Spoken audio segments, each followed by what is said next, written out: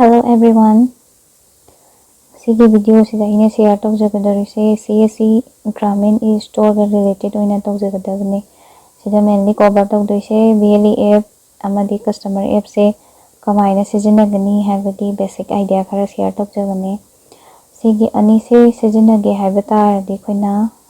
CSC e-store.in haiba website se changbirani. Sigi website se changba matamda sumaina magi web page se phangani. दुगा खोइना BLE app से download तौगे हाइ तादि BLE app section से चंगबिरनी से चंगबो मतमदा खोइना Apple device ओरंगना Apple Store दगी अदि Android device ओरंगना Google Play से तौबिरनी चंगनाना customer app केसु Apple device ओरंगना Apple Store Android device ओरंगना Google Play ने तौबिरनी सिदा तौदोसे कोई online shopping तौबदो दुगा चपमाने दुगा BLE app सेना seller अमा ओइना एक तौदोइने दुगा customer app se na buyer ama oina ek tok doine ba adu BLE app se karamba kanguna download tawgani haba matamda koi CSC ID phangaba CSC gi center ama provide tawba ngamaba kanguna sigi BLE app se download tawbirani adagi customer app se any normal user ama hetana download tawba yare duga BLE app ke through da koi gi magi local area juda provide tawba ngamba product khara mana sigi app sigi through da mane hap toine ani online da leiba yanaba aduga customer app se sizinaraga BLE app sida hapiba pot mayam do customer sina online da leiba yadoine do ani se download tawrage duga makha registration tawba product add tawba comment tawgani habadum ucharage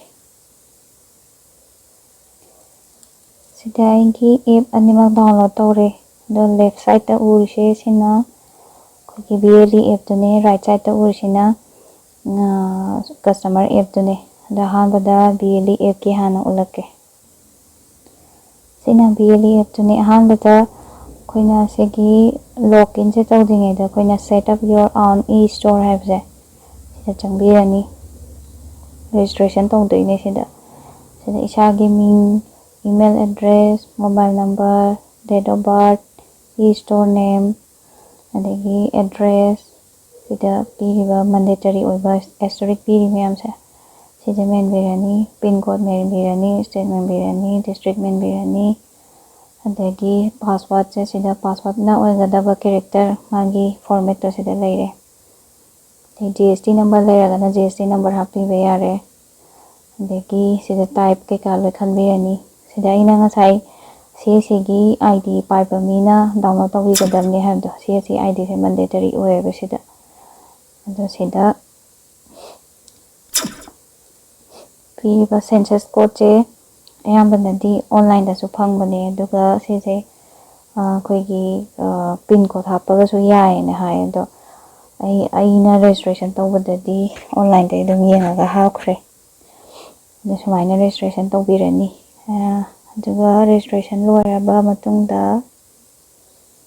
sumaina my profile page la ani sida ina hakhiba CSC ID ke ka sida loila ani census code desina e-store address ngasai registration tawbada hakhiba do sida loila ani ko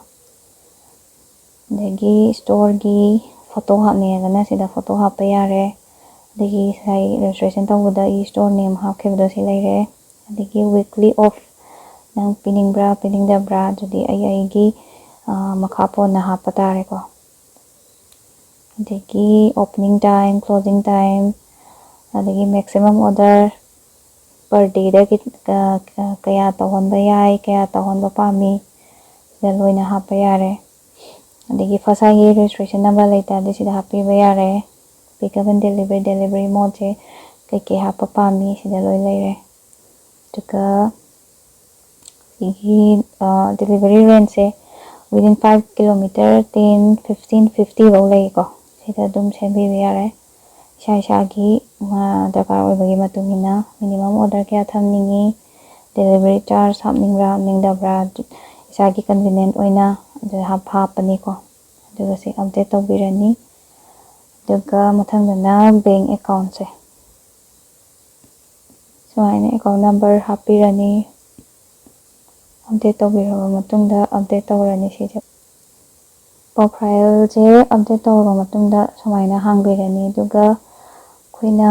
ꯌꯨꯖꯔꯗ ꯎꯍꯟꯒꯗꯕ ꯄ꯭ꯔꯗꯛꯇꯣ ꯑꯦꯗ ꯇꯧꯅꯤꯡꯉꯗꯤ ꯁꯤꯒꯤ manage ꯄ꯭ꯔꯗꯛꯁꯤꯗ ꯆꯪꯕꯤꯔꯅꯦꯕꯀꯣ ꯑꯗꯨꯒ ꯁꯤꯗꯒꯤ drop ꯗꯥꯎꯟꯗꯒꯤ ꯁꯤꯗ ꯂꯩꯔꯤꯕ ꯑꯣꯞꯁꯟꯁꯦ ꯁꯤꯗꯒꯤ ꯑꯩꯅ ꯀꯩꯅꯣꯗ ꯂꯣꯀꯦꯂꯤꯇꯤꯗꯨꯗ provide ꯇꯧꯕ ꯉꯝꯒꯗꯕ ꯄꯣꯠꯁꯪꯁꯤꯡꯗꯣ ꯁꯤꯒꯤ ꯗ꯭ꯔꯣꯞ ꯗꯥꯎꯟꯁꯤꯗ ꯌꯥꯎꯕ꯭ꯔꯥ ꯌꯥꯎꯗꯕ꯭ꯔꯥ ꯌꯦꯡꯕꯤꯔꯅꯦꯕꯀꯣ ꯑꯌꯥꯝꯕꯅꯗꯤ ꯂꯣꯏ ꯌꯥꯎꯕꯅꯦ ꯁꯤꯗ ꯑꯗꯩ ꯁꯤꯒꯤ ꯑꯦꯛꯖꯥꯝꯄꯜ ꯑꯣꯏꯅ ꯀꯤꯔꯥꯅꯥꯁꯤꯗ ꯆꯪꯉꯦꯕ ꯆꯪꯉꯒ ꯑꯩꯅ ꯑꯩꯈꯣꯏꯒꯤ ꯌꯦꯔꯨꯝꯒꯤ ꯑꯥꯏꯇꯦꯝꯁꯦ ꯍꯥꯟꯅ ꯌꯦꯔꯨꯝꯁꯤꯗꯤ ꯃꯤ ꯂꯣꯏꯅ ꯀꯩꯅꯣ ꯇꯧꯅꯕꯅꯤꯅ ꯏꯖꯤꯂꯤ ꯑꯦꯕꯥꯏꯂꯦꯕꯜ ꯑꯣꯏꯅꯕꯅꯤꯅ ꯑꯩꯅ ꯌꯦꯔꯨꯝꯁꯦ ꯑꯦꯛꯖꯥꯝꯄꯜ ꯑꯣꯏꯅ ꯂꯧꯖꯔꯒꯦ ꯌꯦꯔꯨꯝꯁꯦ ꯑꯦꯛ ꯑꯦꯟ ꯃꯤꯠ ꯁꯦꯛꯁꯟꯁꯤꯗ ꯌꯥꯎꯋꯦꯀꯣ ꯑꯗꯨꯅ ꯑꯩꯅ ꯄꯥꯝꯃꯤꯁꯦ ꯌꯦꯔꯨꯝꯅꯤꯅ ꯃꯤꯠꯁꯤꯁꯨ ꯃꯣꯏꯅ ꯍꯥꯞꯄꯝꯃꯦ ꯑꯗꯣ ꯑꯦꯛꯁꯦ ꯄꯥꯝꯕꯒꯤ ꯑꯦꯛ ꯑꯦꯟ ꯃꯤꯠꯁꯦ ꯈꯜꯂꯦ ꯑꯗꯨ ꯁꯕꯃꯤꯠ ꯇꯧꯕꯤꯔꯅꯤ ꯁꯕꯃꯤꯠ ꯇꯧꯔ ꯃꯇꯨꯡꯗ ꯁꯤꯗ ꯃꯣꯏꯅ ꯁꯝ ꯑꯦꯕꯥꯏꯂꯦꯕꯜ ꯑꯣꯏꯕ ꯈꯔ ꯄꯤꯕꯤꯔꯛꯑꯅꯤꯀꯣ ꯁꯤꯗꯒꯤ ꯑꯩꯅ ꯈꯜꯂꯤꯁꯦ ꯌꯦꯔꯨꯝꯁꯦ ꯄꯥꯝꯃꯦꯕꯀꯣ ꯌꯦꯔꯨꯝꯁꯦ ꯇꯤꯛ ꯇꯧꯕꯤꯔꯅꯤ ꯁꯤꯗ ꯇꯤꯛ ꯇꯧꯔ ꯃꯇꯨꯡꯗ ꯔꯥꯏꯠ ꯁꯥꯏꯗꯇ ꯁꯨꯝ ꯆꯤꯡꯊꯣꯛꯄꯤꯔꯛꯑꯣ ꯑꯗꯨꯒ ꯆꯤꯡꯊꯣꯛꯄꯤꯔꯛꯑꯒ ꯁꯤꯁꯤꯡꯁꯦ ꯚꯦꯂꯨꯁꯤꯡꯁꯦ ꯃꯦꯟꯕ ꯂꯣꯏ ꯌꯥꯔꯦ ꯁꯤꯗꯗꯤ ꯁꯤꯅ ꯁꯦꯂꯤꯡ ꯄ꯭ꯔꯥꯏꯁ ꯌꯣꯟꯒꯗꯕ ꯄ꯭ꯔꯥꯏꯁꯇꯣ ꯀꯌꯥꯅꯣ ꯐꯣꯔ ꯑꯦꯛꯖꯥꯝꯄꯜ ꯑꯩꯅ 170 ꯌꯣꯟꯅꯤꯡꯉꯦ ꯑꯗꯨꯒ MRP ꯄ꯭ꯔꯥꯏꯁꯁꯤꯅ ꯃꯥꯔꯀꯦꯠ ꯄ꯭ꯔꯥꯏꯁ ꯑꯩꯅ 200 ꯁꯨꯃꯥꯏꯅ ꯂꯩꯕꯗ ꯑꯩꯅ 170ꯗ ꯌꯣꯟꯅꯤꯡꯉꯦꯕ ꯑꯗꯨ ꯑꯣꯏꯇꯥꯔꯗꯤ ꯗꯤꯁꯀꯥꯎꯟꯒꯤ ꯍꯣꯔꯦꯟ ꯀꯥꯜꯀꯨꯂꯦꯠ ꯇꯧꯔꯒ ꯑꯗꯨꯝ ꯂꯥꯛꯆꯕꯅꯦ ꯑꯗꯨ 170 200 ꯑꯦꯛꯆꯨꯋꯦꯜ ꯄ꯭ꯔꯥꯏꯁꯁꯤꯅ 170 ꯑꯣꯏꯗꯣꯏꯅꯦ 200ꯁꯤꯅ MRP ꯄ꯭ꯔꯥꯏꯁ ꯑꯣꯏꯗꯣꯏꯅꯦ ꯑꯗꯨꯒ ꯁ꯭ꯇꯣꯛꯁꯦ ꯑꯩꯅ ꯁꯤꯒꯤ ꯑꯩꯒꯤ ꯑꯦꯕꯥꯏꯂꯦꯕꯤꯂꯤꯇꯤ ꯃꯇꯨꯡ ꯏꯟꯅ ꯊꯝꯕꯤꯔꯅꯤ ꯑꯗꯒꯤ ꯃꯤꯅꯤꯃꯝ ꯀ꯭ꯋꯥꯟꯇꯤꯇꯤ ꯍꯥꯏꯁꯤꯅ ꯃꯤ ꯑꯃꯅ ꯑꯩꯅ ꯄꯤꯔꯤꯕ ꯄ꯭ꯔꯗꯛꯁꯦ ꯑꯃꯗꯒꯤ ꯍꯦꯟꯅ ꯇꯧꯍꯟꯅꯤꯡꯗ꯭ꯔꯒꯅ ꯑꯃ ꯊꯝꯕꯤꯔꯅꯤ ꯑꯅꯤꯗ ꯍꯦꯟꯅ ꯇꯧꯍꯟꯅꯤꯡꯗ꯭ꯔꯒꯅ ꯑꯅꯤ ꯊꯝꯕꯤꯔꯅꯤ ꯑꯗꯣ ꯑꯩꯒꯤꯗꯤ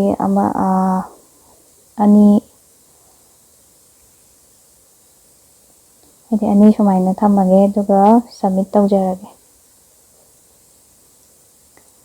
ꯑꯩꯅ 10 ꯀ꯭ꯋꯥꯟꯇꯤꯇꯤꯗ 10 ꯍꯥꯞꯈꯤꯕꯒꯤ 10 ꯊꯣꯛꯂꯛꯑꯦ ꯁꯤꯁꯦ ꯑꯃꯨꯛ ꯁꯕꯃꯤꯠ ꯇꯧꯕꯤꯔꯅꯤ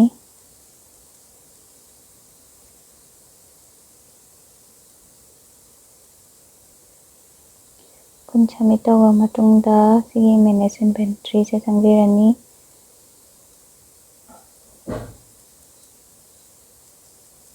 ꯑꯩꯅ ꯍꯧꯖꯤꯛ 8 ꯍꯥꯞꯈꯤꯕꯗꯣ ꯁꯤꯗ ꯂꯥꯛꯑꯦ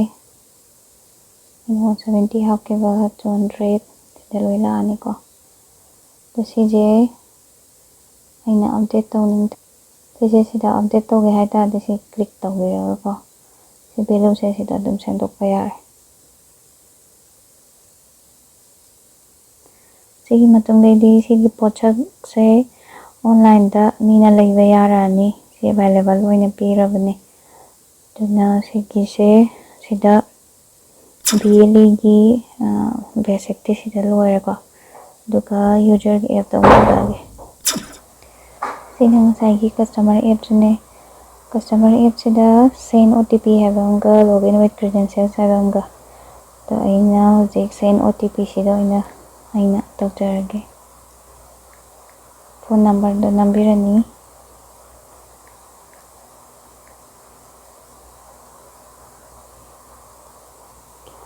ꯁꯨꯃꯥꯏꯅ OTP ꯅꯝꯃꯣꯅ ꯂꯥꯛꯑꯅꯤꯀꯣ ꯑꯗꯨꯒ OTP ꯅꯝꯕꯤꯔꯅꯤ OTP ꯍꯥꯞꯄꯤꯔ ꯃꯇꯨꯡꯗ ꯀꯟꯇꯤꯅ꯭ꯌꯨ ꯇꯧꯕꯤꯔꯅꯤ kindly update your profile to continue shopping ꯂꯥꯛꯑꯦꯀꯣ ꯁꯤꯗ ꯑꯩꯅ ꯄ꯭ꯔꯣꯐꯥꯏꯜꯁꯦ ꯑꯞꯗꯦꯠ ꯇꯧꯕꯤꯔꯅꯦꯕꯀꯣ ꯁꯨꯃꯥꯏꯅ ꯅꯦꯝ,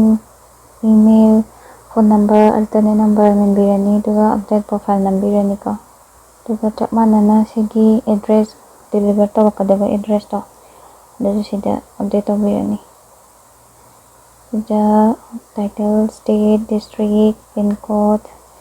ꯑꯦꯔꯤꯌꯥ ꯀꯣꯗ, ꯚꯤꯂꯦꯖ ꯁꯤꯗ ꯂꯣꯏꯅ ꯇꯧꯕꯤꯔꯅꯤꯀꯣ ꯑꯗꯨꯒ ꯑꯦꯔꯤꯌꯥꯗꯣ ꯑꯦꯛꯖꯦꯛꯂꯤ ꯊꯣꯟꯒꯦ ꯍꯥꯏꯔꯒꯅ ꯑꯣꯄꯟ ꯃꯦꯞ ꯇꯧꯕꯤꯔꯅꯤ ꯁꯤ ꯍꯥꯟꯅ ꯃꯦꯟꯗꯗꯤ ꯌꯥꯗ꯭ꯔꯦ ꯁꯤꯃ ꯁ꯭ꯇꯦꯠ ꯀꯩꯀꯥꯗ ꯃꯦꯟꯕꯤꯔꯕ ꯃꯇꯨꯡꯗ ꯑꯣꯄꯟ ꯃꯦꯞ ꯇꯧꯔꯀꯥꯟꯗ ꯒꯨꯒꯜ ꯃꯦꯞ ꯊꯣꯛꯂꯛꯀꯅꯤꯀꯣ ꯑꯗꯨꯗꯩ ꯑꯩꯒꯤ ꯑꯦꯛꯖꯦꯛ ꯑꯦꯔꯤꯌꯥꯗꯣ ꯈꯟꯕ ꯌꯥꯔꯅꯤ ꯍꯧꯖꯤꯛ ꯑꯩ ꯂꯣꯒꯏꯟ ꯑꯃꯗꯤ ꯄ꯭ꯔꯣꯐꯥꯏꯜ ꯑꯞꯗꯦꯠ ꯂꯣꯏꯅ ꯂꯣꯏꯔꯦ ꯁꯣꯝꯗꯅ ꯁꯤ ꯋꯦꯕꯁꯥꯏꯠꯀꯤꯁꯤ ꯉꯁꯥꯏ BLEꯒꯤ ꯑꯦꯞꯇꯨꯅꯦ ꯁꯤꯗ ꯃꯦꯅꯦꯖ ꯄ꯭ꯔꯗꯛ, ꯃꯦꯅꯦꯖ ꯏꯟꯚꯦꯟꯇꯔꯤ ꯂꯣꯏꯅ ꯁꯦꯠ ꯇꯧꯕ ꯂꯣꯏꯔꯦ ꯁꯣꯝꯒꯤ ꯀꯁꯇꯃꯔ 1 ꯊꯥꯏꯁꯦ ꯁꯤꯅ ꯀꯁꯇꯃꯔ ꯑꯦꯞꯇꯨꯅꯦ ꯑꯗꯨꯒꯤ ꯁꯤꯗ ꯄ꯭ꯔꯣꯐꯥꯏꯜ ꯑꯞꯗꯦꯠ ꯇꯧꯒꯗꯕ ꯈꯣꯠꯀꯗꯕ ꯂꯣꯏ ꯂꯣꯏꯔꯦ ꯁꯤꯒꯤ BLE ꯁꯥꯏꯠꯁꯦ ꯁꯤꯅ ꯁꯦꯂꯔꯅꯤ ꯁꯤꯅ ꯕꯥꯏꯌꯔꯅꯦꯕꯀꯣ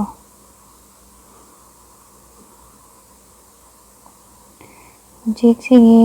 ꯔꯥꯏꯠ ꯁꯥꯏꯠꯁꯦ ꯁꯤꯗꯒꯤ ꯁꯤꯒꯤ ꯂꯦꯐ ꯁꯥꯏꯠꯀꯤ BLEꯒꯤ ꯁꯤꯒꯤ ꯁ꯭ꯇꯣꯔꯁꯦ ꯐꯪꯕ꯭ꯔꯥ ꯌꯦꯡꯗꯣꯏꯅꯦꯀꯣ ꯑꯗꯨꯅ ꯑꯩꯈꯣꯏꯅ ꯁ꯭ꯇꯣꯔ ꯂꯤꯁꯁꯤꯗ ꯆꯪꯕꯤꯔꯅꯤ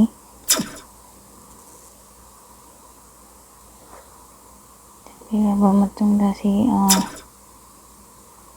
ꯗꯤꯖꯤꯇꯦꯜ ꯍꯕ ꯁꯤꯒꯤ ꯁꯤꯗ ꯐꯪꯉꯦ ꯁꯤꯗ ꯑꯩꯅ ꯉꯁꯥꯏ ꯏꯟꯚꯦꯟꯇꯔꯤꯗ ꯃꯦꯅꯦꯖ ꯏꯟꯚꯦꯟꯇꯔꯤꯗ ꯑꯦꯞ ꯍꯥꯞꯈꯤꯕꯗꯣ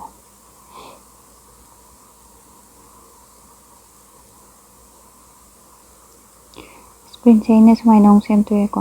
ꯃꯊꯛꯀꯤꯁꯤꯅ BLE ꯑꯦꯞꯀꯤꯗꯣ ꯃꯈꯥꯁꯤꯅ ꯀꯁꯇꯃꯔ ꯑꯦꯞꯇꯣ ꯑꯗꯣ ꯀꯁꯇꯃꯔꯗꯒꯤ BLEꯒꯤ ꯁ꯭ꯇꯣꯔꯁꯦ ꯐꯪꯕ꯭ꯔꯥ ꯌꯦꯡꯉꯁꯦ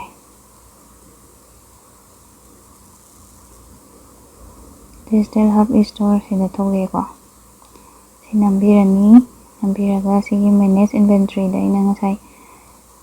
ꯌꯦꯔꯨꯝꯒꯤ ꯑꯥꯏꯇꯦꯝ ꯍꯥꯞꯈꯤꯕꯗꯣ ꯁꯤꯗ ꯂꯥꯛꯑꯦꯀꯣ ꯑꯗꯣ ꯑꯩꯅ 200 ꯍꯥꯞꯄꯒ 170ꯗ ꯌꯣꯟꯈꯤꯕꯗꯣ 15% ꯃꯣꯏ ꯑꯗꯨꯝ ꯀꯥꯜꯀꯨꯂꯦꯠ ꯇꯧꯖꯔꯛꯑꯦ ꯁꯤꯗ ꯑꯩꯅ ꯄ꯭ꯔꯗꯛꯁꯦ ꯑꯦꯗ ꯇꯧꯔꯅꯤ ꯌꯨꯖꯔꯒꯤꯁꯤꯗ ꯑꯗꯨꯒ ꯃꯥꯏ ꯀꯥꯔꯠꯁꯤꯗ ꯆꯪꯕꯤꯔꯅꯤ ꯆꯪꯕꯤꯔꯒ ꯁꯤ ꯗꯤꯇꯦꯜꯁꯁꯦ ꯁꯤ ꯂꯩꯔꯦ ꯁꯤꯒꯤ ꯃꯇꯨꯡꯗ ꯆꯦꯛ ꯑꯥꯎꯠ ꯇꯧꯕꯤꯔꯅꯤ ꯑꯗꯩ ꯆꯦꯛ ꯑꯥꯎꯠ ꯇꯧꯔꯒ ꯁꯤꯒꯤ ꯑꯦꯗ꯭ꯔꯦꯁꯁꯦ ꯀꯟꯐꯥꯔꯝ ꯇꯧꯕꯤꯔꯅꯤꯀꯣ ꯉꯁꯥꯏ ꯄ꯭ꯔꯣꯐꯥꯏꯜ ꯑꯞꯗꯦꯠꯇ ꯇꯧꯈꯤꯕꯗꯣ ꯑꯗꯨꯗꯩ ꯁꯤ ꯂꯣꯏꯔꯒ ꯁꯤꯁꯦ ꯗꯤꯂꯤꯚꯔ ꯍꯤꯌꯔ ꯇꯧꯕꯤꯔꯅꯤ ꯁꯤꯗ ꯑꯞꯗꯦꯠ ꯑꯦꯗ꯭ꯔꯦꯁ ꯑꯣꯀꯦ ꯁꯤꯁꯨ ꯁꯦꯂꯦꯛ ꯇꯧꯕꯤꯔꯅꯤ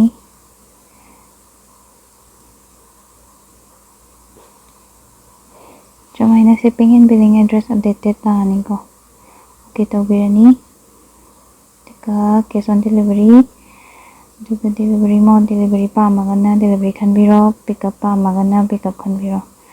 ꯑꯩ ꯗꯦꯂꯤꯚꯔꯤ ꯑꯣꯏꯅ ꯈꯜꯂꯒꯦ ꯑꯗꯨꯒ ꯄ꯭ꯂꯦꯁ ꯑꯣꯔꯗꯔ ꯇꯧꯕꯤꯔꯅꯤ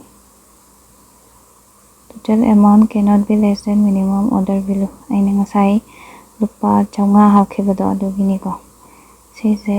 ꯑꯗꯨꯗꯤ ꯂꯨꯄꯥ 190 ꯑꯣꯏꯗꯤ 190ꯒꯤꯗ ꯁꯦꯝꯗꯣꯛꯑꯒꯦ ꯄ꯭ꯔꯣꯐꯥꯏꯜ ꯆꯪꯉꯅꯤ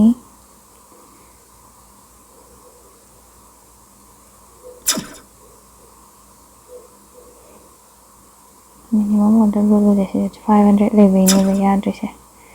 ꯑꯗꯣ ꯁꯤꯁꯦ ꯑꯩꯅ 100 ꯈꯛꯇꯪ ꯑꯣꯟꯊꯣꯛꯑꯒꯦ ꯑꯗꯨꯒ ꯑꯞꯗꯦꯠ ꯇꯧꯕꯤꯔꯅꯤ ꯁꯤꯒꯤ 20 ꯔꯨꯄꯤꯁ ꯂꯥꯛꯏꯁꯦ ꯁꯤꯒꯤ 20 ꯔꯨꯄꯤꯁꯅꯤꯀꯣ ꯗꯦꯂꯤꯚꯔꯤ ꯆꯥꯔꯖꯁꯦ 20 ꯍꯥꯞꯈꯤꯕ ꯗꯦꯂꯤꯚꯔꯤ ꯆꯥꯔꯖ 20 ꯍꯥꯞꯄꯦ ꯑꯗꯣ ꯀꯩꯒꯨꯝꯕ 1000ꯒꯤ ꯑꯕꯞ ꯇꯧ ꯇꯥꯔꯗꯤ ꯁꯤ ꯗꯦꯂꯤꯚꯔꯤ ꯆꯥꯔꯖꯁꯦ ꯌꯥꯎꯔꯛꯑꯣꯏꯗꯣꯏꯅꯦꯕ ꯑꯗꯩ ꯍꯧꯖꯤꯛ ꯑꯣꯔꯗꯔꯁꯦ ꯄ꯭ꯂꯦꯁ ꯇꯧꯕ ꯌꯥꯔꯕ ꯌꯦꯡꯉꯒꯦ ꯑꯣꯔꯗꯔꯁꯦ ꯁꯛꯁꯦꯁꯐꯨꯜꯂꯤ ꯄ꯭ꯂꯦꯁ ꯑꯣꯏꯔꯦ ꯄ꯭ꯂꯦꯁ ꯑꯣꯏꯔꯕꯅꯤꯅ BLEꯒꯤ ꯑꯦꯞꯇ ꯑꯣꯔꯗꯔꯁꯦ ꯂꯥꯛꯄ꯭ꯔꯥ ꯑꯃꯨꯛ ꯌꯦꯡꯉꯁꯦ ꯃꯥꯏ ꯑꯣꯔꯗꯔꯅꯦ ꯁꯤꯁꯦ ꯈꯤꯇꯪꯗꯤ ꯎꯕ ꯋꯥꯠꯂꯦ ꯑꯗ ꯁꯤꯗ ꯀꯁꯇꯃꯔ 1 ꯍꯧꯖꯤꯛꯀꯤ ꯌꯨꯖꯔꯗꯣ ꯁꯤꯗ ꯂꯥꯛꯑꯦꯀꯣ 190ꯗꯣ ꯁꯤꯗ ꯑꯩꯅ ꯚ꯭ꯌꯨ ꯇꯧꯕꯤꯔꯅꯤ ꯚ꯭ꯌꯨ ꯇꯧꯕꯤꯔꯕ ꯃꯇꯨꯡꯗ ꯁꯕꯃꯤꯠ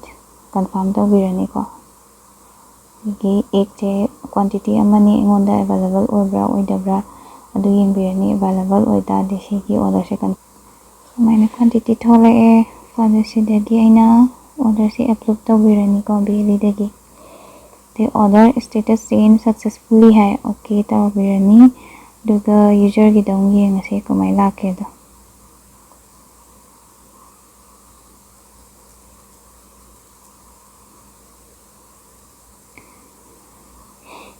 my order ꯁꯤꯗ ꯑꯣꯔꯗꯔꯁꯦ ꯑꯦꯄ꯭ꯔꯨꯞ ꯍꯧꯖꯤꯛꯀꯤ ꯑꯦꯄ꯭ꯔꯨꯞ ꯅꯝꯈꯤꯕꯗꯣ ꯑꯦꯄ꯭ꯔꯨꯞ ꯇꯧꯔꯦꯅ ꯂꯥꯛꯑꯦꯀꯣ ꯑꯦꯄ꯭ꯔꯨꯞ ꯇꯧꯔꯦ ꯂꯥꯛꯑꯕꯅꯤꯅ ꯑꯩꯈꯣꯏ ꯑꯣꯔꯗꯔꯁꯦ shipping ꯇꯧꯔꯁꯦꯕ view order then change status ꯑꯍꯥꯟꯕꯗ ꯄꯦꯛ ꯇꯧꯔꯕ꯭ꯔꯥ ꯍꯥꯏꯔꯛꯄꯁꯦ ꯑꯍꯥꯟꯕꯗ ꯄꯦꯛ ꯇꯧꯕꯒꯤ ꯑꯣꯞꯁꯟ ꯂꯥꯛꯑꯅꯤꯀꯣ ꯄꯦꯛ ꯇꯧꯕꯁꯦ ꯂꯣꯏꯔꯀꯥꯟꯗ ꯑꯩꯈꯣꯏꯅ ꯄꯦꯛ ꯇꯧꯔꯦꯅ update ꯇꯧꯕꯤꯔꯅꯦꯕ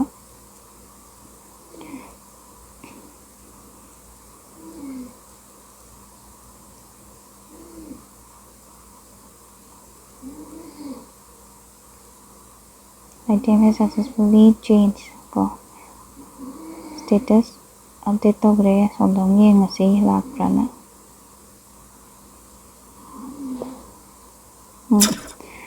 sida item pack ana lae ko sida pack ana lae se ti sonda akoina order update tawbe matungina sonda jo update lae the pack tawba matungda akhoi se मागी order से shipping तौदोइनेबको अखोइना तौबा थबक्तुगी मतुंगिना मसाई pack तौबा लोइबना पेक तो लाक्ट्रे सिगी ड्रॉप डाउन दको शिप हजि तौदोइसे अखोइ शिपिंग तौदोइनेबा चेंज स्टेटस ओके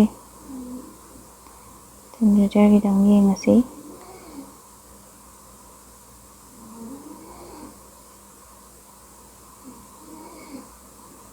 सिदा शिप लाए ꯖꯁ ꯑꯩꯈꯣꯏꯅ ꯁꯤꯗ ꯁ꯭ꯇꯦꯇꯁ ꯑꯞꯗꯦꯠ ꯇꯧꯈꯤꯕꯗꯣ ꯁꯤꯗ ꯁꯤꯞ ꯑꯅ ꯂꯥꯛꯑꯦ ꯁꯤꯞ ꯂꯥꯛꯑꯕ ꯃꯇꯨꯡꯁꯤꯗ ꯑꯩꯈꯣꯏꯅ ꯗꯦꯂꯤꯚꯔ ꯇꯧꯗꯣꯏꯅꯦꯕꯀꯣ ꯑꯃꯨꯛ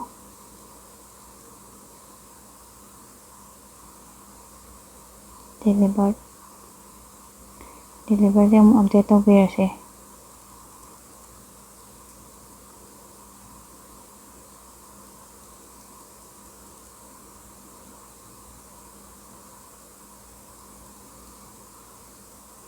ꯗꯦꯂꯤꯚꯔ ꯇꯧꯕꯁꯤꯗ ꯑꯩꯈꯣꯏꯒꯤ ꯄꯦꯃꯦꯟꯁꯦ ꯑꯩꯈꯣꯏꯅ ꯀꯦꯁ ꯑꯣꯟ ꯗꯦꯂꯤꯚꯔꯤ ꯇꯧꯈꯤꯗꯅ ꯁꯤꯗꯩ ꯁꯨꯝ ꯌꯦꯡꯉꯁꯨ ꯌꯥꯔꯦ ꯁꯤꯗ ꯑꯦꯄ꯭ꯔꯨꯞ ꯄꯦꯛ ꯁꯤꯞ ꯑꯩꯈꯣꯏꯅ ꯗꯦꯂꯤꯚꯔ ꯇꯧꯕ ꯃꯇꯝꯁꯤꯗ ꯑꯩꯈꯣꯏꯒꯤ ꯄꯩꯁꯥꯁꯨ ꯂꯧꯔꯛꯇꯣꯏꯅꯦꯕ ꯑꯩꯈꯣꯏ ꯄꯦꯃꯦꯟꯁꯦ ꯄꯦꯃꯦꯟ ꯂꯧꯕꯒꯤ ꯗꯦꯂꯤꯚꯔ ꯂꯩꯔꯦ ꯄꯦꯟꯗꯤꯡ ꯁ꯭ꯇꯦꯇꯁꯁꯦ ꯁꯤꯒꯤ ꯗꯦꯂꯤꯚꯔꯤ ꯑꯍꯥꯟꯕꯗ shippingꯗ ꯄꯦꯟꯗꯤꯡ ꯊꯝꯕ ꯌꯥꯏꯀꯣ ꯁꯤꯗꯤ ꯁꯨꯝ ꯌꯨꯖꯔꯗ ꯎꯠꯅꯕꯩ ꯋꯥꯅꯤ ꯑꯗꯨ ꯗꯦꯂꯤꯚꯔ ꯇꯧꯕ ꯀꯥꯟꯗꯗꯤ ꯑꯩꯈꯣꯏꯗꯤ ꯄꯦꯗ ꯑꯅ ꯑꯣꯏꯗꯣꯏꯅꯦꯕꯀꯣ change status ꯇꯧꯕꯤꯔꯅꯤ order successfully change ꯇꯧꯔꯦ ꯇꯧꯔꯒ ꯌꯨꯖꯔꯒꯤꯗ ꯌꯦꯡꯉꯁꯤ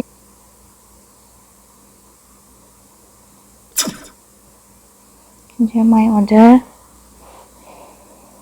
ꯁꯤ ꯗꯦꯂꯤꯚꯔꯁꯨ ꯇꯧꯈ꯭ꯔꯦ ꯄꯦꯃꯦꯟꯁꯨ ꯇꯧꯈ꯭ꯔꯦꯕꯁꯦ ꯁꯤꯗ ꯗꯦꯂꯤꯚꯔ ꯂꯥꯛꯑꯦ ꯑꯗꯨꯅ ꯁꯨꯃꯥꯏꯅ ꯇꯧꯗꯣꯏꯅꯤ ꯑꯣꯔꯗꯔ ꯇꯧꯕꯁꯦ ꯁꯤꯒꯤ ꯐꯨꯜ ꯁ꯭ꯇꯦꯇꯁꯇ